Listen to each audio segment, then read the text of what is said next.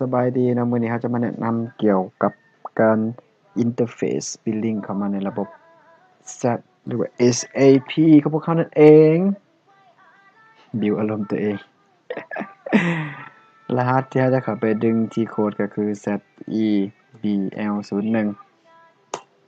มน้ำหน้าเจ้าของให้มันสาแก่ใจตัวนี้เป็นเอาตัวอย่างของสาขาอุดมไซ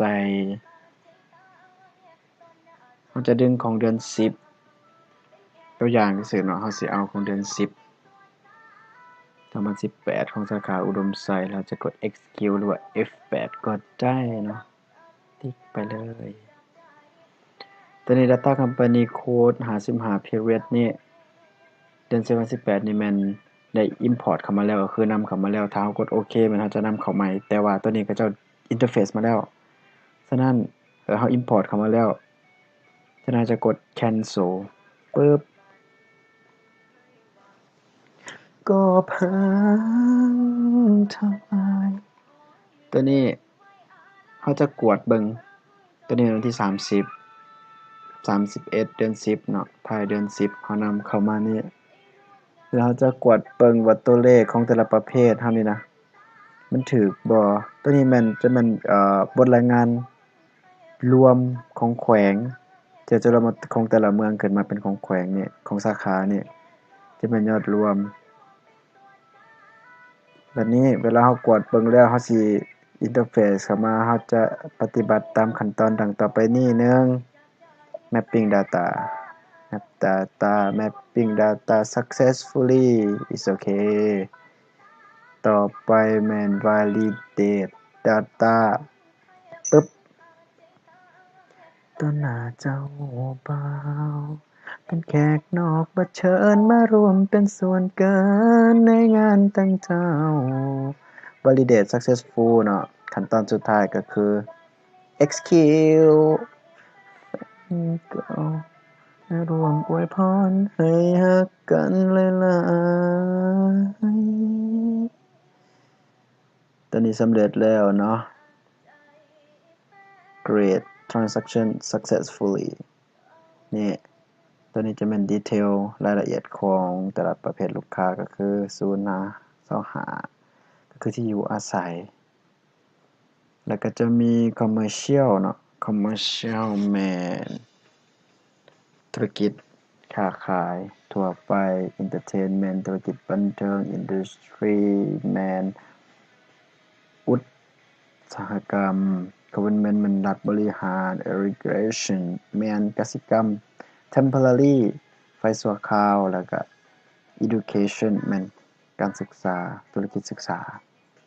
บ่เคยเฮ็ดให้เจ็บช้ำ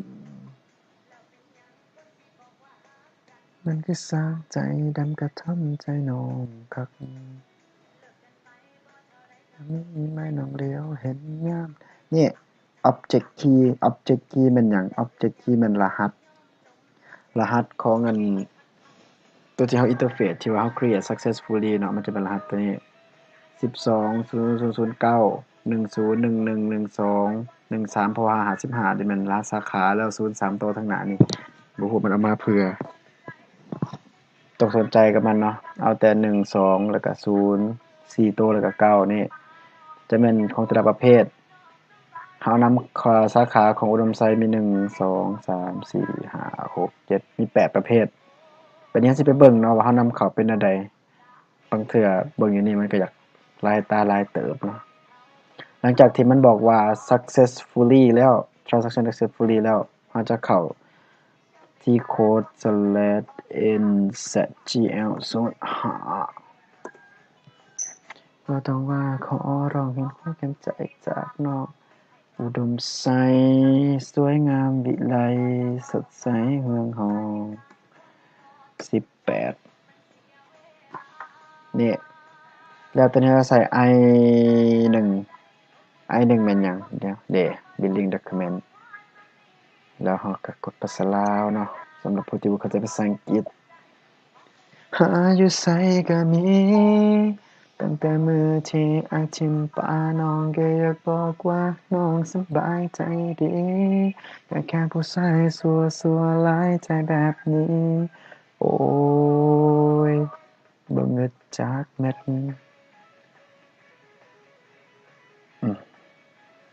หาก็มาติดตั้งหาก็เล่นสายเน็ตเขาเนาะก็กินนังกะกินนังรอต่อไปเนาะคนใจร้ายคนบ่จริงใจมันเสียเวลาแต่แค่ผู้ชายหลายใจเพราะผู้หญิงหลายคนน้องบ่สนขอผัวส่ำนี้อันนี้แม่น call center เนาะของการ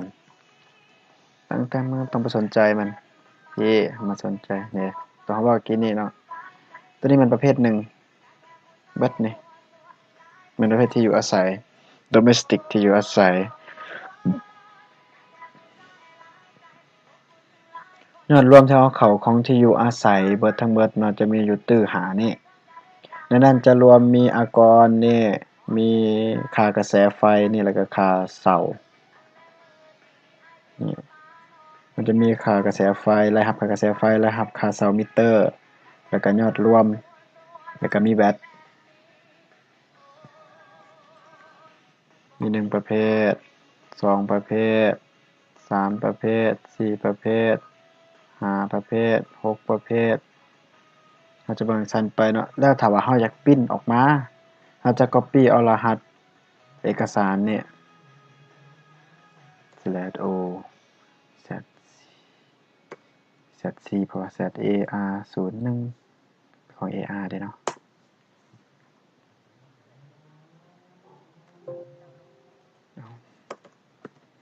15รหัสเอกสารถ้าเราอยากพรินออกมาเบิดเราจะใส่09จนฮอด16ทุกประเภทเลยเนาะน้องสำบายใจดีก็แค่ผู้ชายสัวหลายใจแบบนี้โอ้ยบ่เงิดจักเม็ดน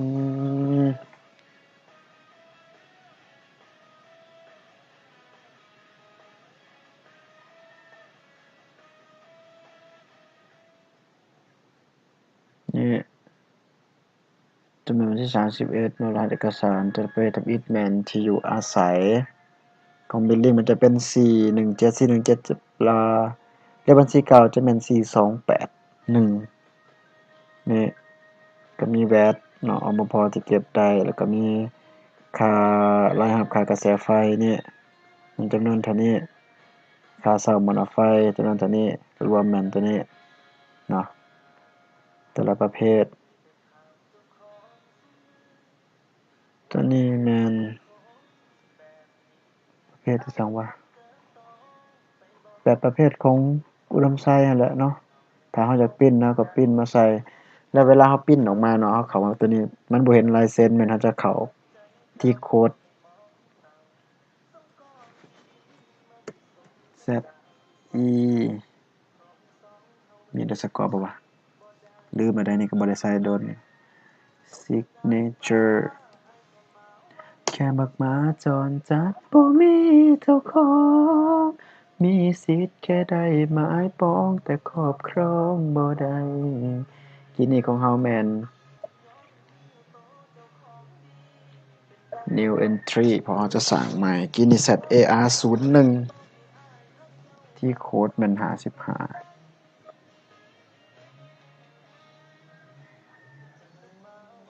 transaction มัน ZAR01 มีจักคนมี3คนก็ใส่3ตำแหน่งเนาะใส่เซกนี่จะเป็นผู้ทำอิฐผู้ทำอิฐเป็นหยังหัวหน้าสาขาบ่หรือว่าหัวหน้าบัญชีเลยหัวหน้าสาขาอุดมไซสมมติว่าอีกไปย้อนรู้โตเจ้าของดีฉันได้ทำนี้ก็ต้องเจียมใจ2หัวหน้าบัญชี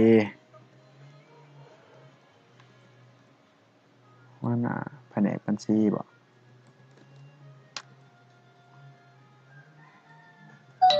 ดาวเองเด้อขณะแผนกบัญชีการเงินเช็คผู้ใดส่งมาเจ็บเซตเออาร์ผู้ที่3ผู้บันทึกผู้ลงบัญชีแล้วเขาก็เซฟปึ๊บแค่บักหมาจรจัดบ่มีเจ้าของ Data was saved แล้วเรียบร้อยบ่ได้เอาเข้าไปเบิ่งมัน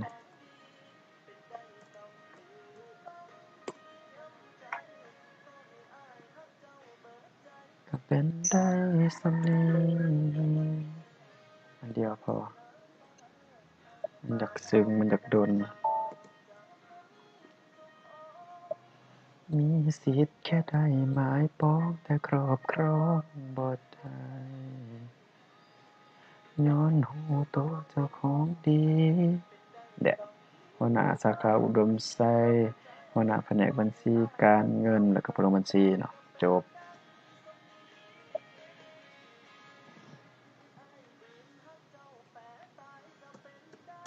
บัดนี้เฮาสิเข้าไปโอนอีเมลเข้าของเดือน10เนาะ FBLN จะเจ้าสุนาเอาทิมแล้วว่ายังโอนตัวนี้เลยแล้วก็แล้วนี่เอาจำนวนเงินตัวนี้ล่ะจังบ่ได้เข้าใส่หลายเทื่อ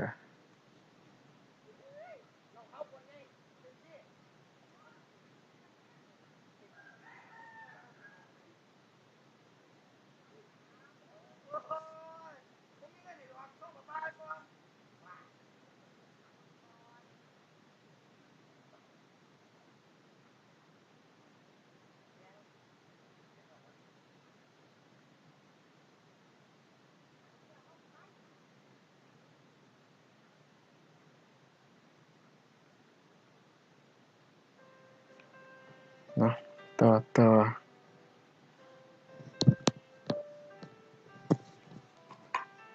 นี่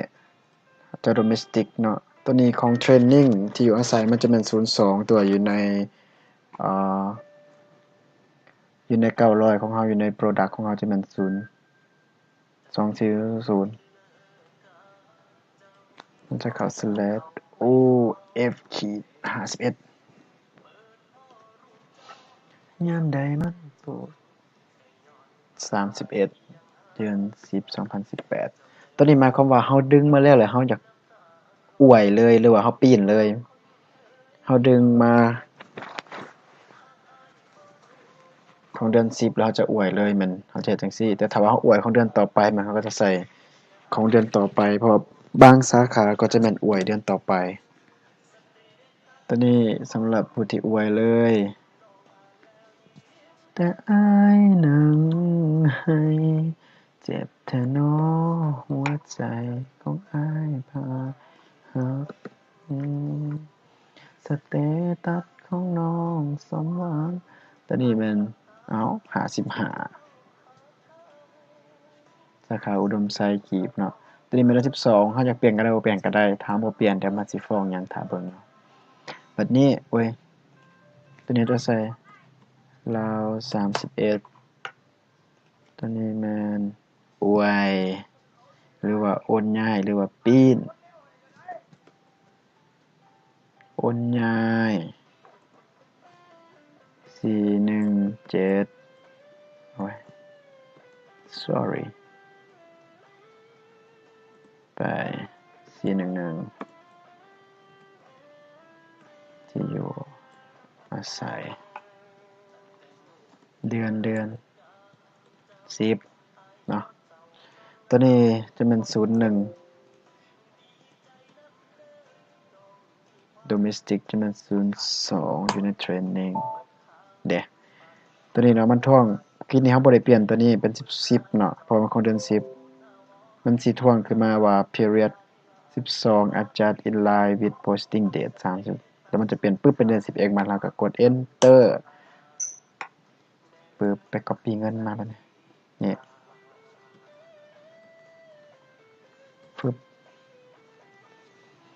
สเตตัสของคนเขาจะย้ายไป4110102นี่ถ้าของไผเป็น417ให้เปลี่ยนเป็น411เด้อ01นี่เวลาย้ายบ่อยากให้มันคูณ2เนาะเราจะมาเข้าตัวนี้เพราะว่าถ้าว่าเราบ่ติ๊กอยู่นี่นะอยู่ในเกิดขึ้นในเดือนมันจะเพิ่มขึ้นติ๊กติ้วแล้วเรากด choose open item ตัวนี้เปลี่ยนเป็นตัวดีทีนี้เราใส่00ตัวนี้02ตัวนี้ก็ใส่02ตัวเมติกปึ๊บสเตตัสของน้องสมหวังนี่หน้าตัวนี้เราจะสามารถเข้าไปเบิ่งอยู่ใน FBL หา N ก็เห็นเนาะแล้วจะเห็นรหัสตัวนี้แหละเวลาเราดึงมานะมันจะเป็น I1 หมายความว่าถ้าเราเข้าไปเบิ่งเราเห็น I1 อ่ะฮู้โลดแม่นของเอกสาร billing ดับเบิลคลิกไปเบิ่งก็ได้มันสิเขียนซะว่านี่ billing integration transaction period เดือน10เรียนมันจะเปลี่ยนแต่ตัวนี้ทางท้ายซื่อแต่ทางหน้าคือกันเบิดแล้วก็เป็น417ตัวนี้ก็เฮาสิโอนย้าย417นี่เป็น411หมายความว่าเฮาเข้ามาหน้านี้เฮาสิมาลบ417ออกติ๊กติ๊กนี่ลบเดี๋ยวจะเป็น0ตัวนี้เป็น411จะเป็น417นี่เป็น0 simulate ปึ๊บ417 411ถ้าบ่เห็นถ้าอยากเบิ่งว่าเป็น417แท้บ่ simulate ledger เนี่ย417ลดลง411เพิ่มขึ้นกับ simulate อีกครั้งหนึ่งเซฟแล้วถ้าเราอยากปริ้นเราก็ copy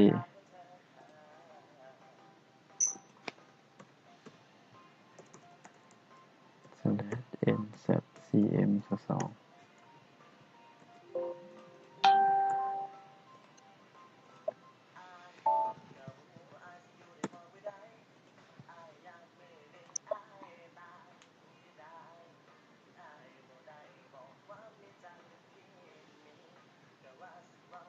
นี่อันนี้ก็บ่ได้ใส่ลายเซ็นเนาะเดี๋ยวมัน0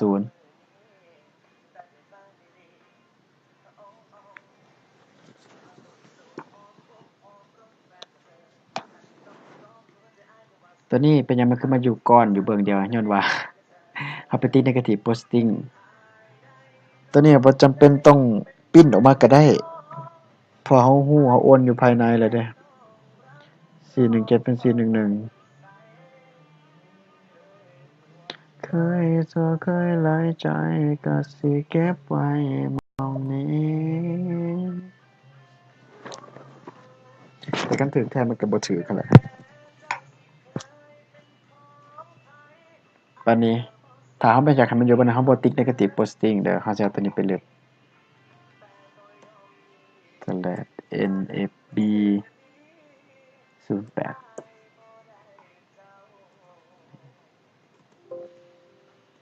เบิ่งก่อนมันสิมีเอกสาร Clearing พอเข้าไป Choose Open Item ทีนี้แม่นมับนี่ Copy เอาหมอนี่แล้วบัดนี้หมอนี่กับหมอนี่มันเป็นเลขเอกสารเดียวกันที่เราต้องการลบเด้อจื้อนะจ๊ะตัวทำอิฐนี่บ่มีนี่เอกสาร Clearing แถวที่2มีเอกสาร Clearing นี่31นี่เลขนี้มันเป็นเลขเดียวกันบัดนี้เราบ่ต้องเข้า FB08 ก็ได้เรา Copy นี่ปึ๊บ Ctrl C ปึ๊บแล้วเข้า /nfbra ปึ๊บนี่ Content B ใส่ P ตัวนี้เอกสารเป็นเอกสาร Clearing นะเราอยากลบพร้อมตัวนี้นะเราจะเลือก resetting and revert เลยเราบ่ต้องไปเข้า FB08 อีกแต่ถ้าว่าเอกสารมันต่างกันส่วนตัวนี้เป็น06เนาะตัวนี้เป็น06แต่ว่าเอกสารที่เราต้องการลบคือ05ตัวนี้ถ้าตัวนี้เป็น06เนาะเราจะกดแต่ only resetting แล้วล่ะและเข้า FB08 ไปลบ05แต่บัดนี้ในกรณีนี้มันแม่นเป็นเลขเอกสารเดียวกันก็คือ304ตัวแล้วก็5ฉะนั้นเราจะมาใส่ resetting and revert หมายความว่า ทั้งรีเวิร์สทั้งรีเซ็ตนี่เด้อมันจะเข้ารีเซ็ตกินนี่มันรีเซ็ตเนาะบัดนี้เฮาสิรีเวิร์สบัดนี้ปึ๊บ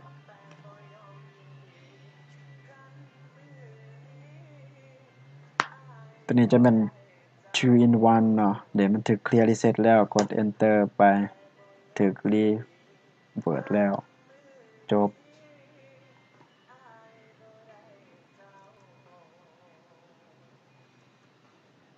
ถ้าเฮาเบิ่งใหม่นะ slash n ZAR 04เดี๋ยวนี้เราเบิ่งแต่ละประเภท55วันที่3แบบ31เดือน10โอ้ยฟ้าเอ้ย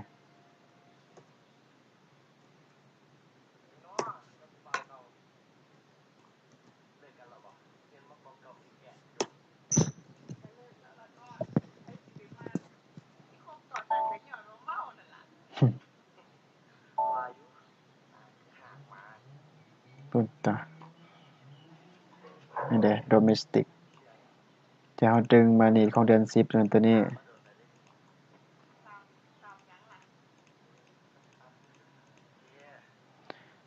เฮาสิย้ายหม้อนี้ได้เป็นแฟนน้องนี่บวกนี้ยอดดอกมาบวกนี้ตัวนี้เคยสัวเคยหลายใจก็สิเก็บไว้หม้องนี้โอ้ยอดมันจะเอาส่ำนี้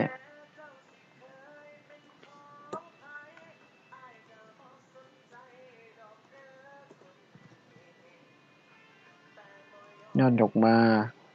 บวกสำระแล้วสิเหลือยอดเหลือท้ายที่เหลือตัวนี้ลองเบิ่งเด้อสิย้าย /ofb f ขีด5131/10/2018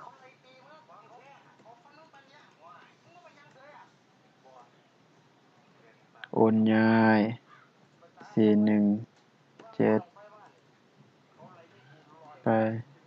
411ที่อยู่อาศัย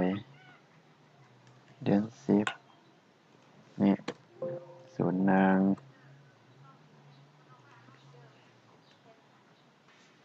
รหัสมันตัวนี้เฮาสิโอนตัวนี้มาขึ้นนี่ตัวนี้จะเป็น0อึบ enter ไป enter ไปจำนวนเงินกลับมาแล้วที่นี่ตัวนี้เป็น4110102ถึกแล้วกด should open item ตัวนี้เป็นตัวดีมันบ่เปลี่ยนบ่ให้ไปเลยตัวนี้ดีหมายถึงว่า customer ตัว K มันผู้สนอง vendor ปึ๊บ raise item แต่กูเป็น billing บ่เป็น billing นี่เบิ่งตัว I1 เนี่ย I1 ของเดือน10 31เดือน10เนี่ยมูลค่าเท่ากันเลยเนี่ย simulate ปึ๊บ save แล้วมาเบิ่งเด้อตาลักได้ตาใบเสียเด้อตัวนี้สิย้ายมานี่แล้วมันสิมาบวกกับตัวนี้มันสิออกยอดรวมตัวนี้ลองเบิ่ง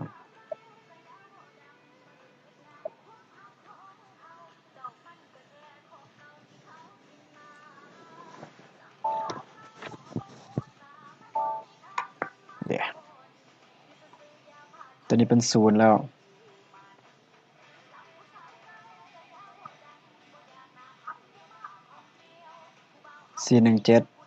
บ่มียอดออกมาเป็น0นี่จะมาสำระแล้วแล้วมันจะย้ายมาพี่มันจะบวกกับยอดยกมาแล้วเป็นตัวนี้โอเคเนาะแต่ละประเภทคือกันให้เฮ็ดจังซั่นถ้าเราอยากไปพรินต์เอกสาร ถ้าเฮาบ่ติ๊กเนกาทีฟบ่ติ๊กเห็นบ่0นี่007/n ZAR โอ้ยเนาะ /n ZCM แหม22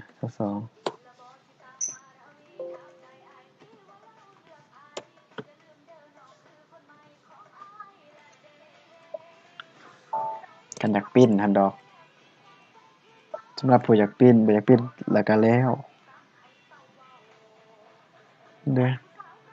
ถูกบ่บัดนี้บ่มีลายเซ็นเด้อไปใส่เองเด้อลายเซ็นเด้อโอนง่าย417ไป411ที่เหลือใส่เดือน10โอเคเนาะ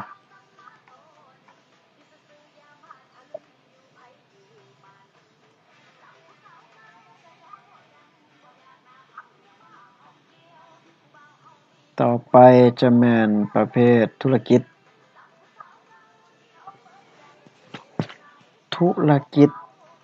เบิ่งเด้อพิเศษแหน่น้อยหนึ่งธุรกิจบันเทิงกับธุรกิจนี่นะ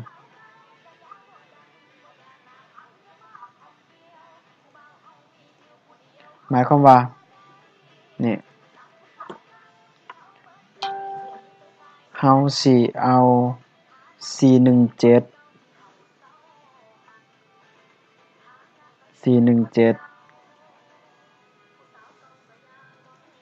ของธุรกิจบันเทิงเพราะว่าบางสาขาจะเอาธุรกิจบันเทิงกับธุรกิจทั่วไปเข้ากันเนาะธุรกิจค้าขายทั่วไปอันนี้เป็นธุรกิจบันเทิงอันนี้เป็นธุรกิจค้าขายทั่วไปเฮาสิโอน417ของธุรกิจบันเทิงมาเข้าธุรกิจค้าขายทั่วไปแม่นเฮาจะเอา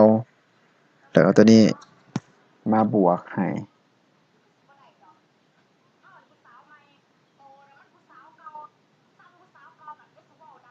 บ่มียอดยกมา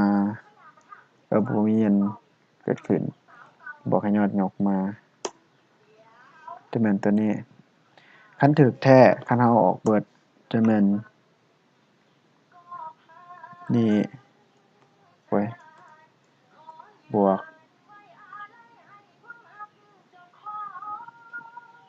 411บวกให้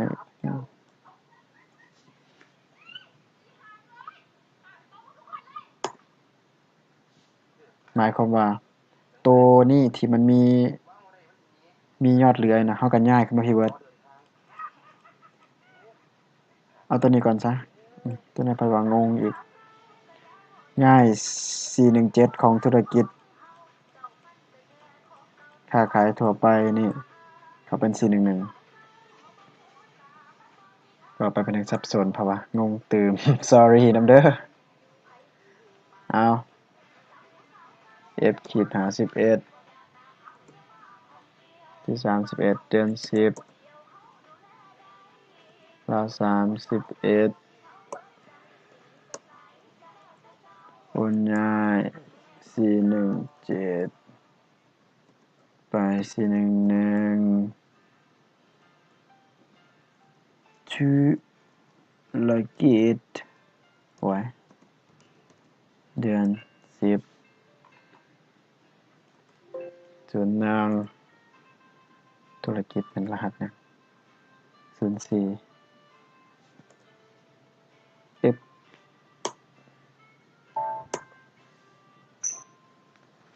แปลว่าหยังน้ออ้ายอันเดียวกันเด้อตัวเลขนี่เด้อ copy มาปึ๊บ411แล้วก็ choose open item ดี04คือการ what 24ก็พอละถ้าน้อเป็นอิหยัง4โอ้ยบอกกันแน่เด้อกันสิเทน้องทิ่มอย่าเชิดทิ้งอย่าทิ่มนี่ billing i1 เนี่ยปึ๊บมันก็เป็น0แล้วนะเซฟ ข้างเป็นผู้แพ้ตอนแรกจะไปเสียเลยเด้อตอนนี้เด้อสิเบิดมันสิมาอยู่นี่แล้วตอนนี้จะเป็น0นะจ๊ะปึ๊บ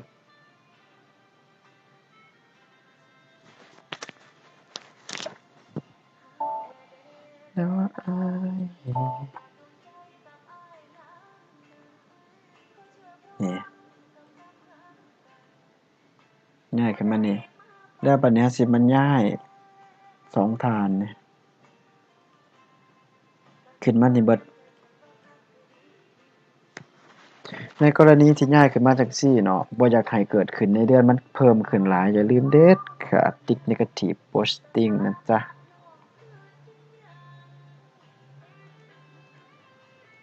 นี่บอกกันแน่เด้ถ้าสิเทน้องทิ่มเฮาสิย้าย417ของธุรกิจบันเทิงเข้ามา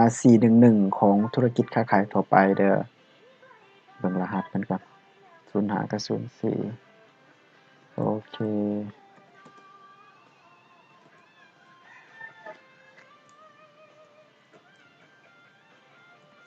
โอนย้าย417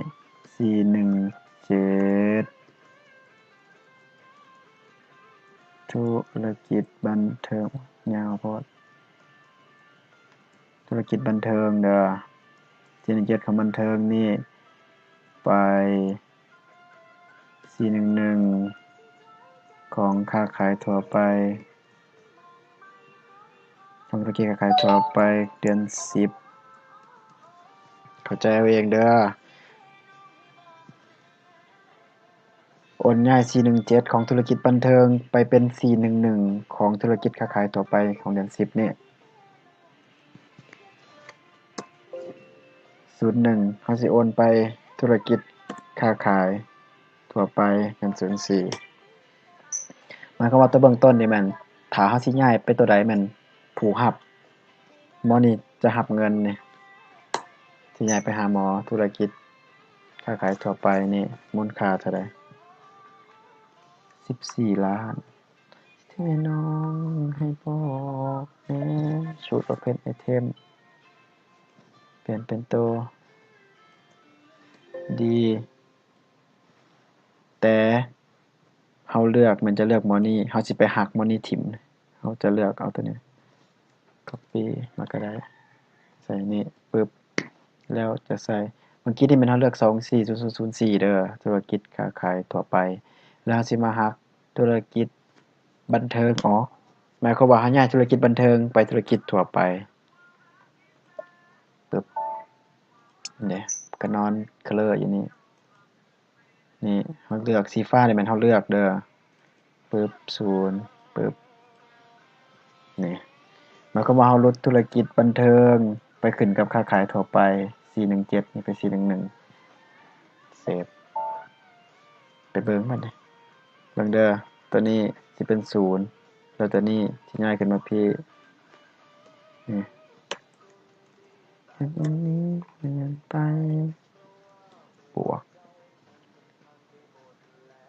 ยันออกมาบวกนี่จะแม่นจำนวนเงินตัวนี้เด้อ select o z a r 04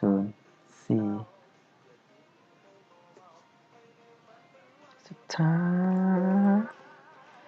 อยากจะดึงลืมเธอกับความรักที่แสนเอาไว้ความรักควายเ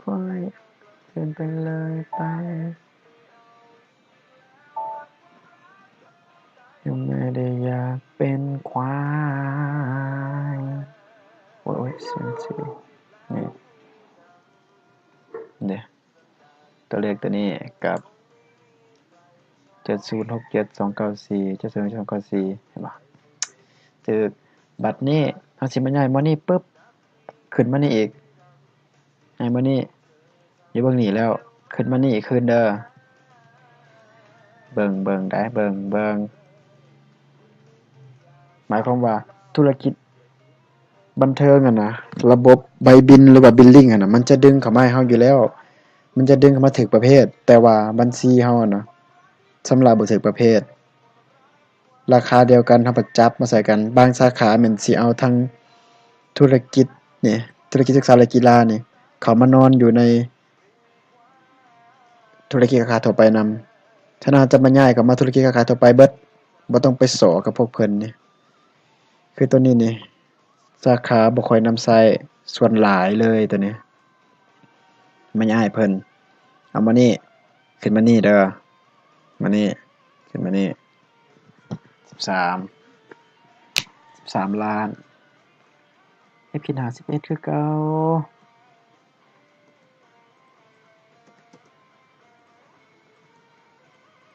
แค่ทำไมก็แค่ผู้หญิงเจ้าชู้โอนง่าย411ของบันเทิงธุรกิจค้าขายบันเทิงไป411ค้าขายธุรกิจค้าขายทั่วไปเดือน10หนีไปหานี่01คือเก่าเฮาสิย้ายไปหาธุรกิจ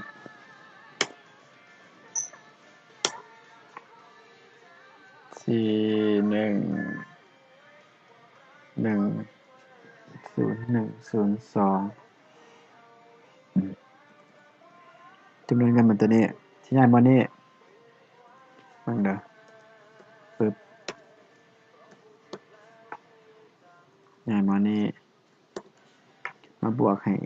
หนี้ตัวนี้มาบวกให้ยอดยกมามันจะเป็นมูลค่าของตัวนี้หมายความว่าหมอนี่จะขึ้นมาติดตามอยู่ธุรกิจค้าขายทั่วไปเบิดเนาะเข้าใจตรงกันเนาะโอเคเนาะCopy เงินมาเอาปีบนี่มาใส่เนี่ยอย่าลืมกดตัวนี้สาขาจำปาสักน่าจะเข้าใจดีนะเป็นหยังคือต้องมาติด Negative Posting เพราะว่าบ่อยากให้โตเกิดขึ้นในเดือนนี้นะมันคูณ2เฮาจะไปเห็นอยู่ในดุลเดียงดอกมันคูณ2มันหลายทั้งความเป็นจริงมันบ่ได้ฮอดพุ่นส่วนอยู่ในอันอภิษเฮามีได้21ล้านเนาะถ้าย้ายมานี่นะ13ล้านเดี๋ยวย้ายมาปึ๊บถ้าบ่ติด Negative Posting มันสิเป็นหยังมันสิบวกขึ้นกับตัวนี้เลยนี่ส่วน21ล้านบวกขึ้นไปอีก13ล้าน21ตื้อบวกขึ้นไปอีก13ล้านเป็นเท่าไรบวกไปเพิ่มขึ้นตลอดหมายความว่าก็ขึ้นในเดือนนี้มันเพิ่มขึ้นตลอด13ล้านจะเพิ่มขึ้นเบิด2เลยทั้งเบิ่งหนี้เบิ่งมีเพิ่มขึ้นตลอดจนเป็นฮอด60ตื้อบางเทื่อถ้าเฮาย้ายประเภทหลายประเภทอะนะฉะนั้นเวลาเฮาย้ายเฮาต้องติ๊ก Negative Posting นี่เพื่อบ่ให้มันเกิดมีปรากฏการณ์คูณ2ขึ้นตลอดทั้งเบิ่งหนี้เบิ่งมียอดรายได้ถูกแต่ว่าก็ขึ้นในเดือนหลายกว่าอาปิดเฮาอย่าลืมติ๊ก More Data แล้วมาติ๊กใส่ Negative Posting แล้วมาเลือก Choose Open Item วิดีโอเนี่ยคืออยากดนเนี่ยมันเป็นชั่วโมงแล้วบ่จ๊ะ05ปึ๊บเด้13ในกรณีที่ว่ามันยังแถวเดียวเนาะมันเป็นสีฟ้าแล้วมีแต่กด Rest Item แล้วก็มาติ๊กนี่แล้วก็แล้ว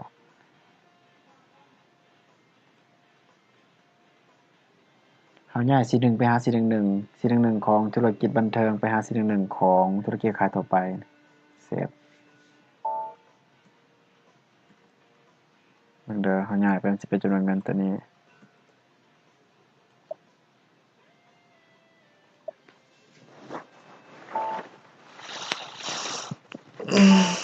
ปวดเมื่อยกล้ามเนื้อ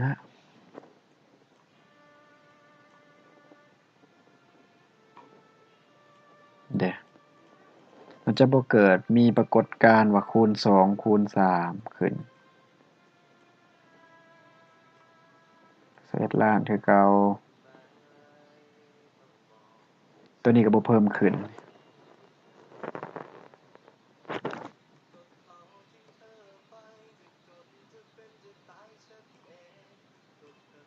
เด้6010239870 6010เด้ ตัวเลขเดียวกันเลย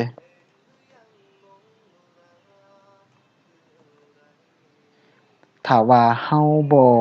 ใส่บ่ติ๊ก negative posting บ่ขึ้นอีกบัดหนึ่งเนาะถ้าบ่ติ๊ก negative posting หั้นนะ13ล้านตัวนี้จะมาขึ้นอยู่นี่มันสิเฮ็ดให้ตัวนี้เพิ่มขึ้น13ล้านตัวนี้ก็เพิ่มขึ้น13ล้านฉะนั้นแล้วเวลาเราโอนย้ายประเภทแต่ละเทื่อนะระบบ SAP มันจะเป็นอันนี้เราต้องติ๊ก negative posting เพื่อจะบ่ให้ยอดมันนี่นะคูณ2ตัวที่เกิดขึ้นในเดือนตัวนี้จื้อสวยกันเด้อเวลาพวกกวดสอบมาถามว่าเป็นหยังมันคือเพิ่มขึ้นเป็นหยังมันคือเพิ่มขึ้นในเดือนมันคือหลายแต่มันคือแตกต่างจากอปิดหั้นนะบางเทื่อเขาเอาจำนวนตัวนี้น่ะไปคูณใส่อากรเลยเราสิตอบเขาบ่ได้ตัวนี้คือคำตอบถ้าสาขาใดที่เฮ็ดมาแล้วแล้วเราบ่ได้ติ๊ก negative posting อะนะหมายความว่าตัวนี้แหละย้อนสาเหตุที่เราบ่ติ๊ก negative posting หั่นล่ะเข้าใจตรงกันเนาะนี่เห็นบ่หมายความว่าธุรกิจเนี่ยหมอธุรกิจนั่นบันเทิงนี่นะเราบ่ใช้เพิ่นแล้วเด้เราจะมาติดตามแต่อยู่ธุรกิจทั่วไปเบิดจะเป็นยอดรวมตัวนี้มันจะเท่ากับอปิของเราโลดเพราะว่าอปิของเราแม่นรวม2ประเภทนี้เข้ากันรวม2ประเภทนี้เข้ากันจะแม่นยอดรวมตัวนี้เด้โอเคเนาะก็มีแต่ส่ำนี้บัดนี้เหลือกสิกรรมอุตสาหกรรมรัฐบริหาร